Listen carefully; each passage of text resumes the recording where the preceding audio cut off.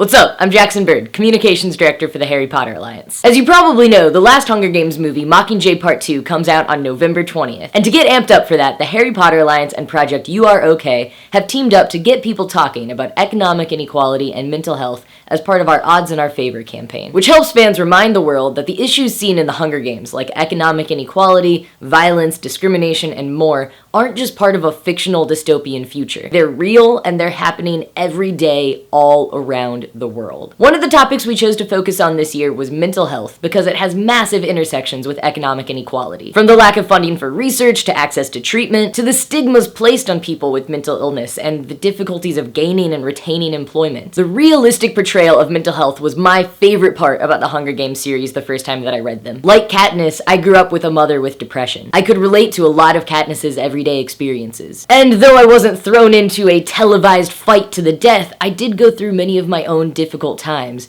which made Katniss's struggles with PTSD-related anxiety and depression ring true for me. In fact, the very last paragraph of the epilogue meant more to me than anything. At the very end of the series, Katniss says that whenever she's having a bad day, she makes a list in her head of every act of goodness she's ever seen someone do. I took that as practical advice and started doing it in my own life, and it helped a little bit. I had never before read a young adult book where the main character openly struggles with their mental well-being, and it's acknowledged and practical tips are incorporated into the story, but it isn't the whole plot of the story. Mental health, just like all other unique experiences and identities, needs better representation in our media. And one huge step to representation is when a character can be any of those things without that being the entirety of who they are. In the districts, there aren't enough resources to provide people with the mental health care that they need, and they're forced to remain silent. In our world, millions of people living under the poverty line are also struggling with mental illness. And while a lot of people still don't have access to adequate care, we don't have to remain silent anymore. Using the MyHungerGames hashtag, we're getting people talking about economic inequality and mental health,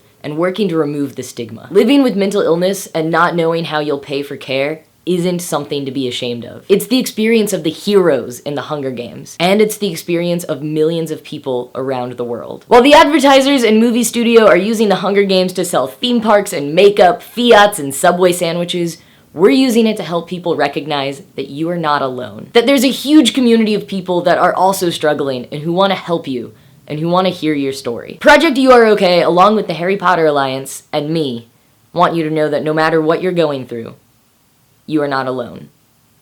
You matter, and you are okay. So if you want to share your story, you can make a 2 to 3 minute video and email it to projecturok@gmail.com. We'll share it on our websites, on their YouTube channel, and on social media. And I'll put more information and instructions down in that description box. You can also check out My Hunger Games on Twitter, where people are telling their stories, taking action, brainstorming terrible ride ideas for the Hunger Games theme park, and most importantly, recognizing that none of us are in this alone, until the odds are in everyone's favor.